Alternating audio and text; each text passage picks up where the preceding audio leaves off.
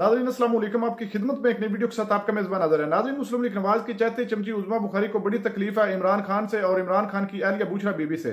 नाज़रीन, हर प्रोग्राम में ये मुसलसल पीटीआई को टारगेट करती है और आगे बैठा एंकर हो या कोई शख्स उसको जो है वो बेइज्जत करके रख देती है। आज के प्रोग्राम में भी इसने जो है पीटीआई को टारगेट किया और खुसूसन इमरान खान और उनकी अहलिया को ताबड़तोड़ उन पर हमले किए, लेकिन सामने बैठी मेहरबानो कुरैशी ने इसको आड़े हाथों ले लिया और इसकी खूब क्लास लगाई और इसको एक हकीकी आना दिखाया और इसको बताया कि तुम एक 47 फार्म की पैदाइश हो। नाज़रीन, एक दफा वीडियो मुलाजा फरमाएं, फिर इस पर मुकम्मल तफसील आपके सामने रखते हैं। कि जिस तरह इन्होंने अवाम की राय को ठुकराया और धुतकारा, फॉर्म 47 पे हुकूमत बनाए बैठे हैं। मेरी मजबूरी है ना, मुझे उनका नहीं, मुझे ये पसंद नहीं, ये बात तरीका ठीक नहीं है। महर अज़मा बुखारी साहबा, मौला बख्श साहब ने तो खुली साफ बात कह दी कि भुट्टो साहब जिंदा होते तो वाडा साहब आज सेनेटर ना होते। नवाज शरीफ साहब के तो होते हुए यहाँ पे आपकी पार्टी की जानिब से सपोर्ट के अंदर जो है आपका अपना वजीर दाखिला नहीं है, मोहसिन नकवी साहब वजीर दाखिला बन गए, सेनेटर बन गए, तो ये क्या हुआ अज़मा साहबा? इसमें कौन सी मतलब ममनुआ बात हो गई। एक जो है वो शख्स है जो पॉलिटिक्स पहले इंटरम रहा है, उसके बाद वो पॉलिटिक्स में जो है वो एंटर होना चाहता है। एक पॉलिटिकल पार्टी जो है, बल्कि पीपल्स पार्टी ने भी जो है वो उनको सपोर्ट किया, हमने भी सपोर्ट किया और वो सेनेटर बन गए। क्या इससे पहले कभी ऐसे सेनेटर्स नहीं बने, या सेनेटर्स जो हैं उनको बनाने का कोई ख़ास फार्मूला है जिसके ऊपर हम पूरे नहीं उतरे, तो फिर तो आपका सवाल जायज़ है। और अगर ये है कि पूरी और वो बिला मुकाबला जो है वो मुंतखब हुए हैं, सो तमाम पॉलिटिकल पार्टीज़ जो हैं उनको उनकी अपॉइंटमेंट पे कोई एतराज़ नहीं था, तो इसमें मैं नहीं समझती कि इस पर मज़ीद कुछ ज़्यादा बात करने की ज़रूरत है। मुझे एक सिर्फ अगर सवाल करने की इजाज़त दीजिए। आपने कहा कि एक शख्स अगर पॉलिटिक्स में आना चाहता है तो उसमें क्या बुरी बात है, तो यानी मेरे ख्याल में उनकी पॉलिटिक्स के अंदर अगर कोई एंट्री है तो तभी से है जब से उन्होंने निगरान हुकूमत संभाली है। उससे पहले तो उनका मीडिया के अंदर ही एक एक्सपीरियंस है, ऐसा ही है ना? मतलब मुझे नहीं याद पड़ रहा कि इससे पहले कभी वो पॉलिटिक्स में थे, ऐसा ही है ना?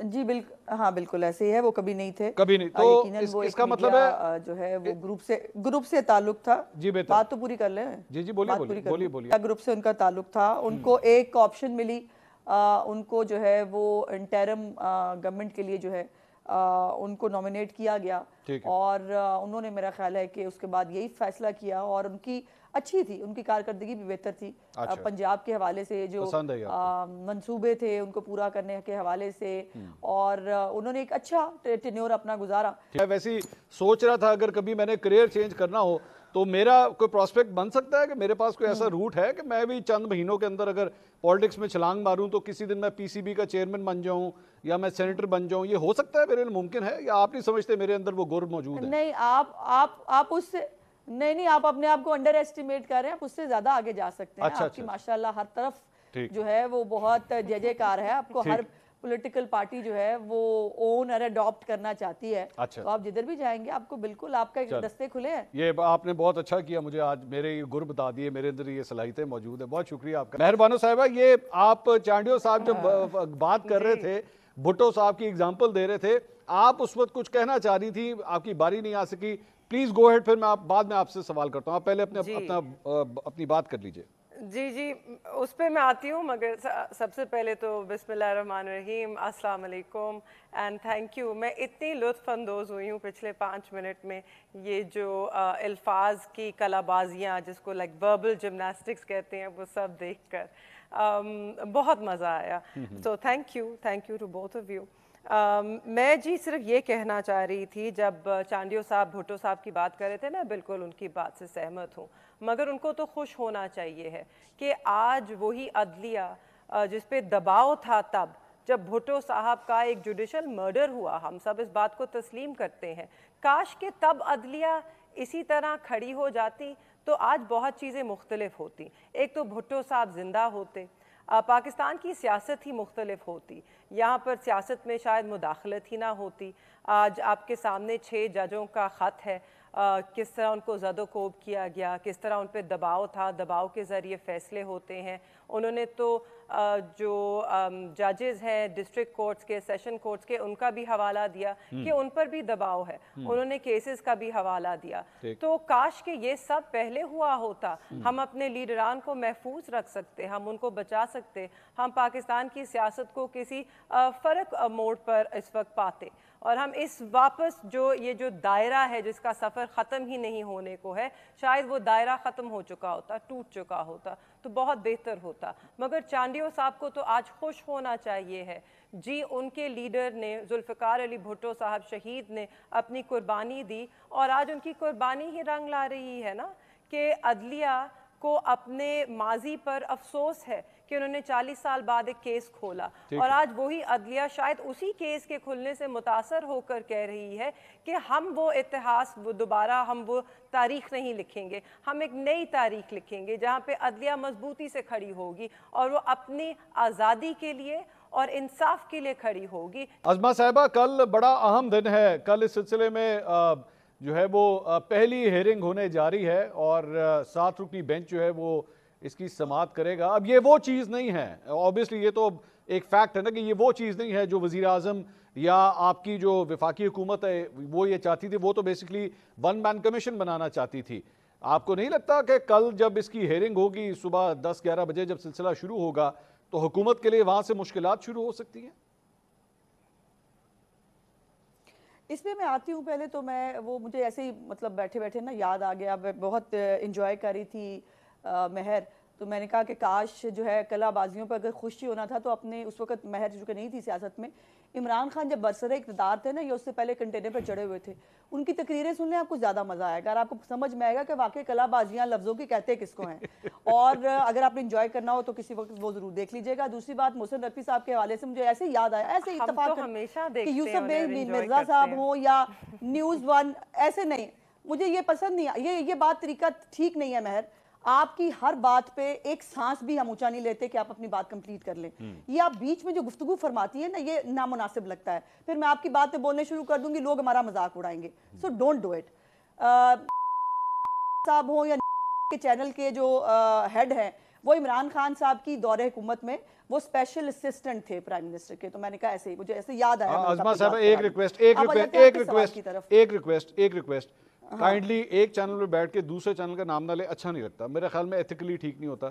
फिर मेरी मजबूरी है ना, मुझे उनका नाम क्योंकि एग्जैक्टली याद नहीं आ रहा था, लेकिन ये वही था वो जहाँ से वो खातून नहीं है, वो नैब के चेयरमैन वाली वो जो खातून है तैयबा, उनकी स्टोरी वहां से ब्रेक हुई थी और कैसे हुई थी वो मैं डिटेल में इसलिए नहीं जा रही।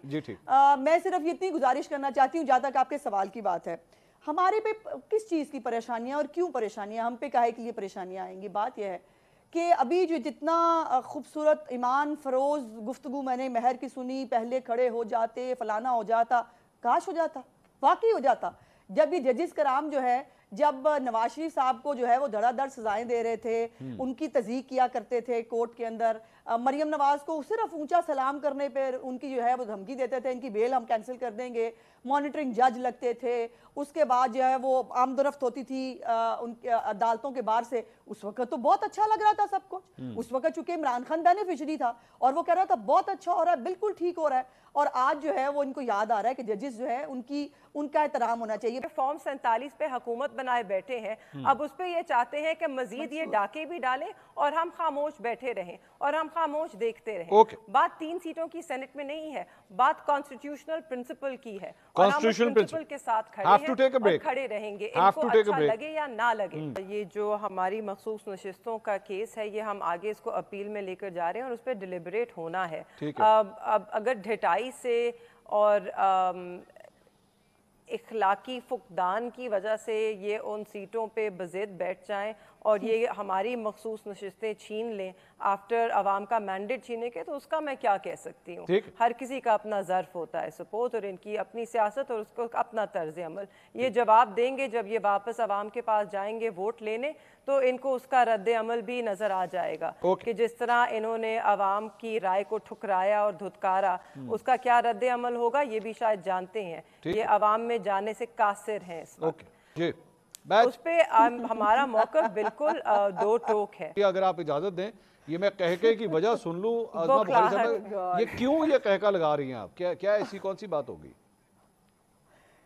मजे की बात है, हम सुबह दोपहर शाम लोगों के बीच में हैं, हमारे तमाम लोग जो है वो लोगों के बीच में। ये अपनी बात करें ना, जो भागे हुए हैं ना कानून के सामने आ सकते हैं, ना घर वालों के सामने आ सकते हैं, ना घर जा सकते हैं। पहले तो बात ये ज़रताज गुल साहिबा हों, ये असलम इकबाल हों, इन सबको रातों रात बैठ के मिनटों सेकंडों में, ये एक दो एग्जांपल्स नहीं है, लंबी चौड़ी है।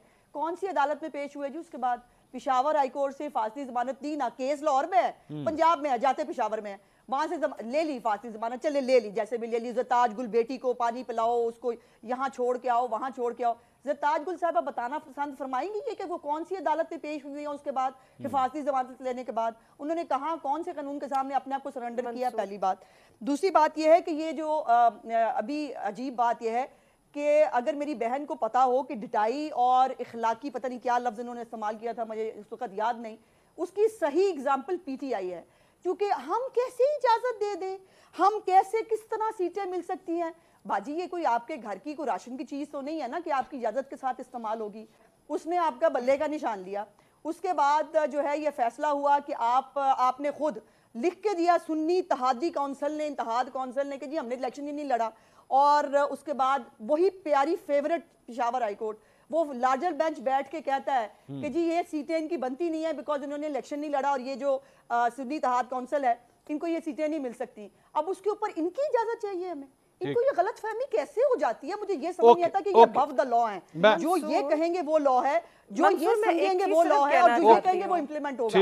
ऐसा होगा नहीं, ऐसा होगा नहीं, ऐसा नहीं हो सकता। इतने लाडले या ना बने। ये कानून, ये आइन और कानून है, ये मोम की नाक नहीं है, जिधर को चाहेंगे उधर को घसीटता है, तो ये ऐसे होगा। आगे चलें। इनको लगने से कोई फर्क नहीं पड़ता। प्लीज ऐड करना चाहती हूँ, सिर्फ एक जुमला ऐड करना चाहती हूँ। देखिए, हम तो हम अदलिया का बिल्कुल एहतराम करते हैं, हमने कभी किसी पे जुमले नहीं कसे, मगर मैं इस बात से बड़ी मुझे तशवीश होती है कि जिस तरह PMLN के सिर्फ उज़मा बुखारी साहिबा नहीं, इनकी पूरी जमात एक हाई कोर्ट के ऊपर इतना तनकीद करती हैं, या कुछ जजेस का नाम लेके जलसों में उन पर इतने तनकीद किया करते थे और इतनी नाजेबा गुफ्तगू किया करते थे। देखिए, इस तरह नहीं करना चाहिए है।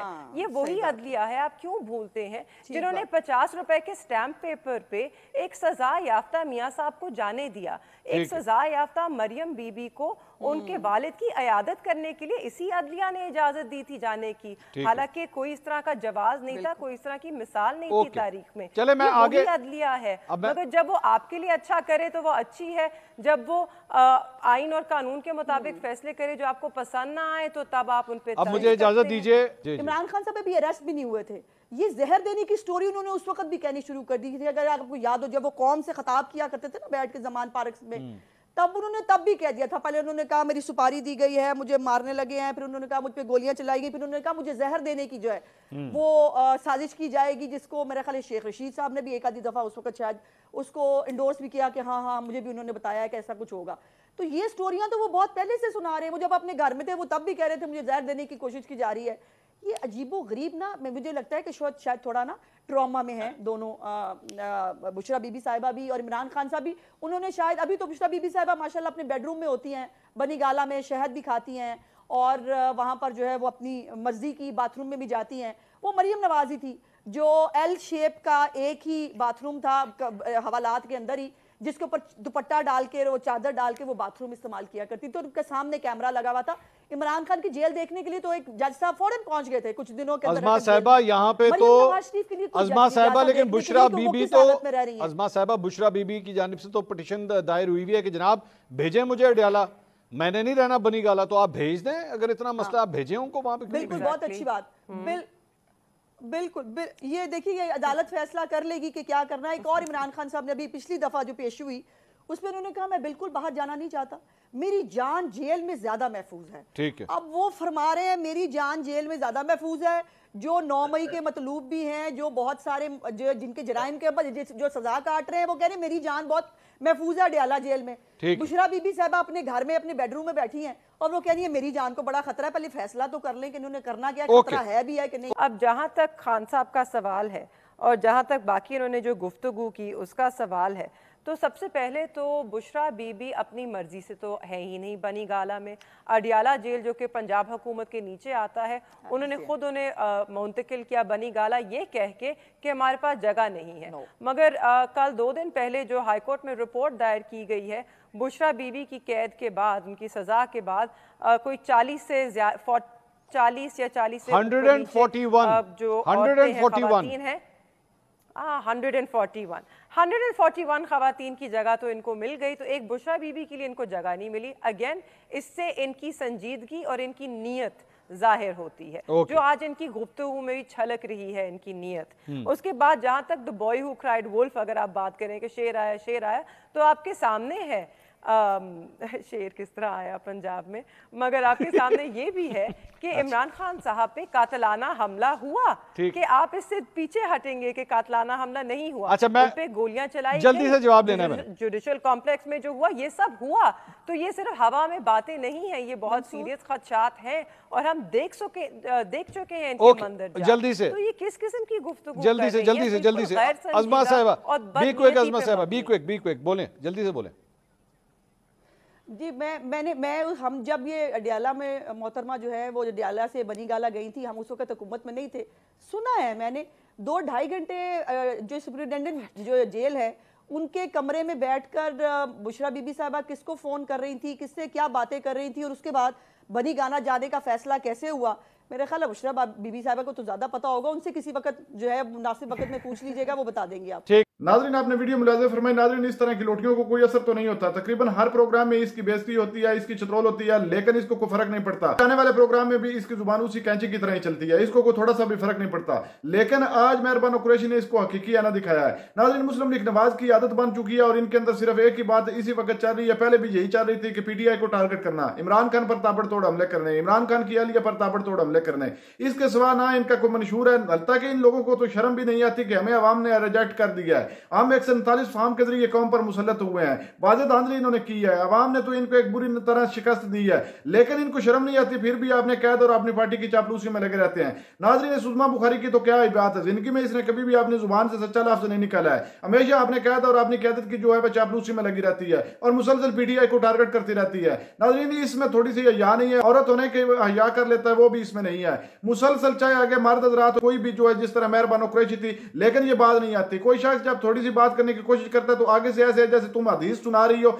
उसको कहती है कि मुझे बात करने दो, मुझे बात करने दो। नाज़रीन, थोड़ा सा सेंस नाम की चीज होती है। इस तरह के जहल और अनपढ़ हुक्मरान जब कौम पर मुसल्लत होते हैं तो उस कौम का कोई हाल नहीं होता। नाज़रीन, ये चोर हैं और चोरी शुदा कमेंडर्स के जरिए कौम पर मुसल्लत हो गए हैं और इनको शर्म नहीं आती कि हम किस तरह प्रोग्राम में बैठकर बढ़ के मारते हैं। इमाम ने तो रिजेक्ट कर दिया, लेकिन क्या ही बात है। नाज़रीन, अल्लाह ताला इस मुल्क का हाफिज है, इन जालिमों से अल्लाह ताला इस मुल्क की और इस कौम की जान छुड़वाए और अल्लाह ताला इस पाकिस्तान को शादो आबाद रखे और तरक्की की राह पर गामजान करे। नाज़रीन, ये लूटने में और इस मुल्क पर जुल्म ढाने में कोई कसर नहीं छोड़ेंगे और ना इन्होंने पहले कोई कसर छोड़ी है। अल्लाह ही है अब हम पर और हमारे मुल्क पर मेहरबानी करें। नाज़रीन, आपने वीडियो मुलाज़ा फरमाई है। नाज़रीन, मेहरबान कुरैशी के बारे में आपकी क्या राय है? क्या मेहरबान कुरैशी ने जितने बातें की हैं वो हकीकत पर मबनी है या उन्होंने कोई झूठ बोला है या उन्होंने भी अपनी पार्टी की चापलूसी की है? वीडियो के कमेंट सेक्शन में अपनी कीमती राय लाजमी दीजिए और अगली वीडियो तक आपने मेजबान को दीजिए इजाजत। अल्लाह हाफिज।